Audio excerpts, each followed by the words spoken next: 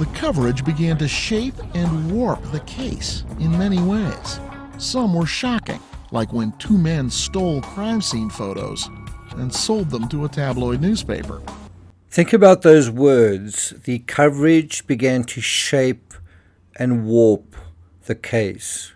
The coverage of the case began to shape and warp the case. We've seen that in other cases, the Madeleine McCann case, the Amanda Knox case. Others were entirely predictable, like what happened when cops, frustrated by what they saw as the parents' lack of cooperation, I've already given our response, encountered eager reporters who were hungry for the next big scoop. I better not comment. Thanks, though. There was a fair amount of leaking, as I remember.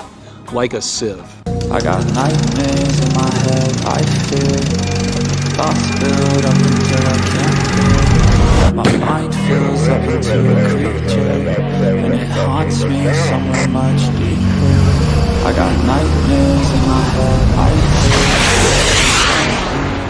Hello and welcome to True Crime Rocket Science. You have to dig quite hard to find any information about Sergeant Larry Mason.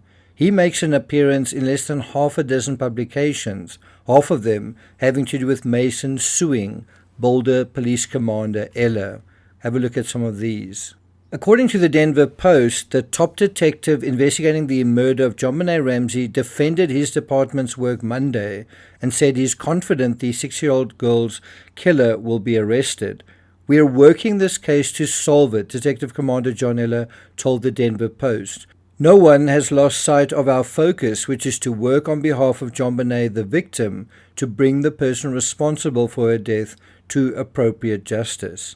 While despite tough talk, Eller was no longer even part of the Ramsey investigation by late November 1997, less than a year after it started. Look at this article from the Boulder Daily Camera.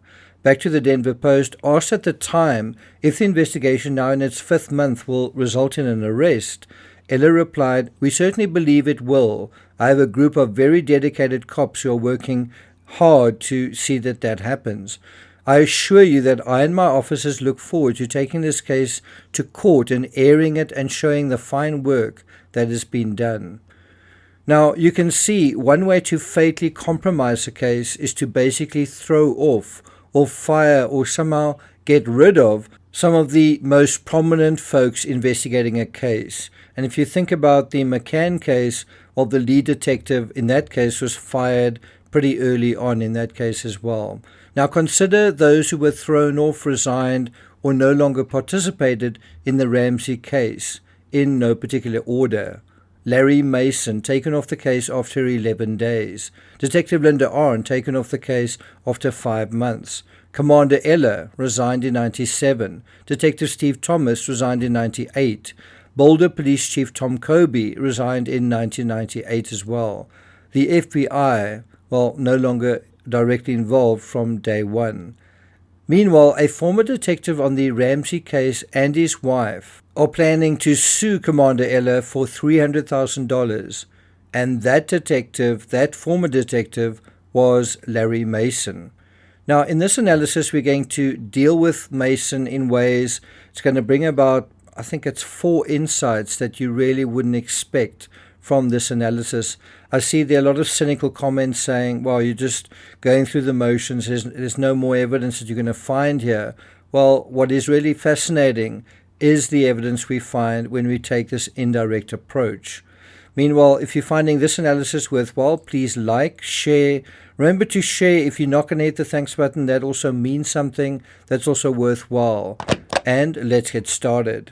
Now, according to the Post, Mason spent the first 11 days of the crime working the Ramsey murder investigation before he was abruptly pulled off.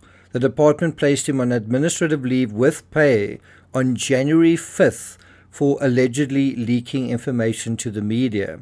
Mason's notice of intent to sue Eller states that on January 6, Ramsey attorney Brian Morgan told Eller that his side of the table was responsible for giving reporters the information in question, but Eller still didn't resolve the false complaint.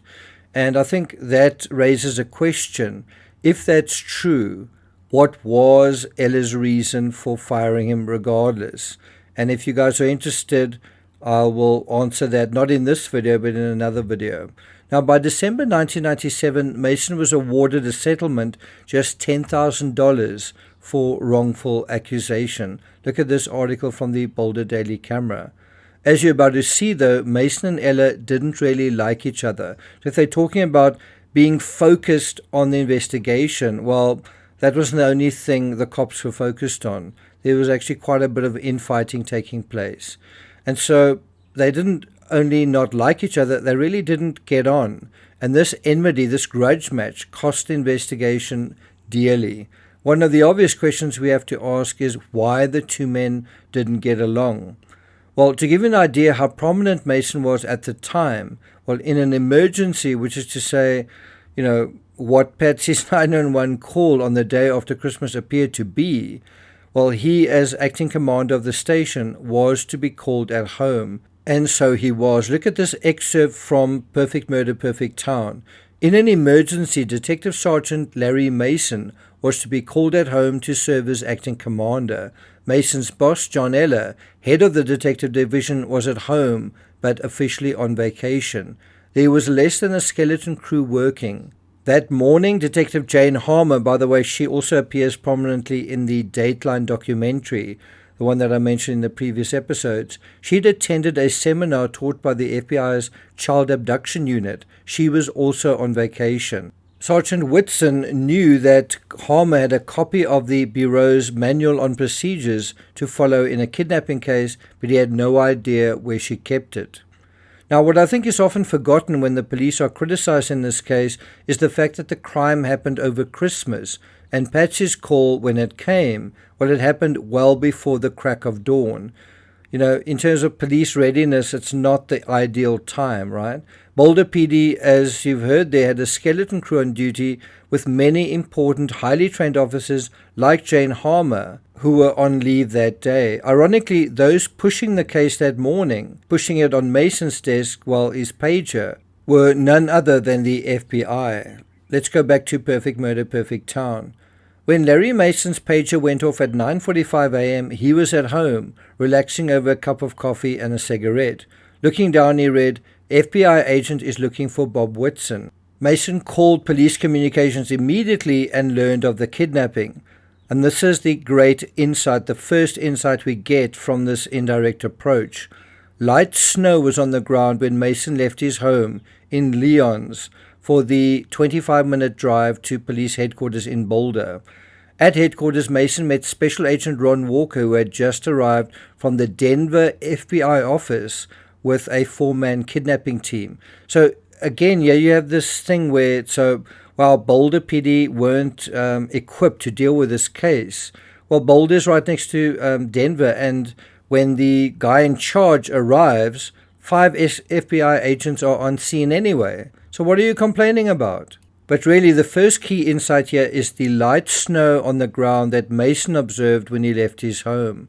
So much for the no snow that day story. In terms of the whole amateurish Boulder PD, the fact is that an officer arrived at the house barely 5 minutes after Patsy's abrupt emergency call. Anywhere in the world, that's a pretty good response time. Now, I don't think there's any doubt that this part could have been handled better. Again, back to Perfect Murder, Perfect Town. Half an hour after Larry Mason arrived at police headquarters, he was paged by Detective Arndt. She said she needed backup urgently. She was now the only police officer in a 15-room, 3-story house with 9 civilians. It's actually a 3-story house with a basement, and quite a basement that was like a labyrinth as well. All of whom were in emotional distress. Now, bear in mind, there were 2 victim advocates who were there to deal with that emotional distress. And even that is quite a nice touch, the fact that you've got 2 victim advocates present at such short notice on such a difficult, tricky period of the year. But I think it is understandable that Linda Arndt felt sort of undermanned, like that there was a staff shortage. Again, you've got to consider the merits of the situation the way the police, knew it, the way they understood it at the time. If it was a kidnapping, you really didn't want too many cops on the scene. You certainly didn't want police cruisers parked outside the home. And of course, the ransom note actually expressly forbade that. So it made sense to err on the side of having fewer cops on scene. Meanwhile, they could work the case from elsewhere, which is what they were doing. In hindsight, having just one cop present meant someone could slip away in that scenario. I'm talking about at the Ramsey home and, for example, visit the basement, perhaps even open a window when no one was watching, hypothetically, of course. And we know from Arndt's report that John was absent at various times where she couldn't tell where he was. Have a look at this. There were at least 3 times when John Ramsey was not present in the den when the phone rang. Now, everyone's ostensibly waiting for the kidnappers to call, and when there are calls, John isn't actually there waiting by the phone. Arndt also appeared to lose track of John completely for around 80 minutes. Not 18 minutes, 1 hour and 20 minutes. That is an age in a situation like that, when she wrongly assumed that he'd left the house to collect the family's mail. And Arndt refers to that in this excerpt from her report. Lower down in that excerpt, Arndt writes, "I also told Patsy that the FBI was involved in this investigation. Patsy had asked me these questions when I initially spoke with her.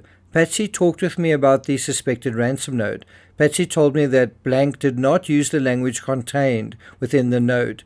Patsy explained to me that blank did not use the words." That's very interesting in this part of Arndt's report, just how sure Patsy is that certain people didn't speak the way the note was written. And this suggests that Patsy read more of the note than she has let on, for example, on Larry King. Well, just reviewing this little part of the interview for this analysis, I came across, I sort of noticed Patsy's body language as she's talking about the note, and look how she sort of waves her hands over the note, over the top of the note, when she says the following. Well, I hardly read it, Patsy has just role-played herself reading the note, and look at her body language, look at her hands, and then look at John looking down at his own hands. He looks not terribly happy. Let's play that again. Well, I hardly read it, and didn't take long. And now let's look at that one more time, but focusing on Patsy's hands. Well, I hardly read it, and if you were describing reading a note, wouldn't you sort of describe holding the note and kind of going through pages of the note? The way she's describing it is it's on a surface and her hands are above it. She's not holding it. So what do you think? Did Patsy know more about the note than she's let on? It's also interesting that Patsy was capable of this level of attention to detail, and specifically detail regarding the note, when she was apparently this emotionally compromised. It's not something anyone else seemed to bring up. Now let's deal with a contribution Mason wanted to make, which, had he been allowed to make then and there, could have changed the outcome of this case entirely. And this again is from Perfect Murder, Perfect Town. Larry Mason suggested to John Eller that they get tracking dogs. If this was an abduction, the kidnapper might still be close by. Well, imagine if the cops had arrived at the house with dogs, been given John Monet's scent, and allowed to search for her outside the house, but more importantly, inside as well. Well, they would almost certainly have found their way to the basement door, the wine cellar door. The dog would have pawed it, and someone would have been in serious trouble. And this is the area where the animus between Mason and Eller cost everyone dearly. Mason wanted to use Yogi, a tracking dog from the city of Aurora.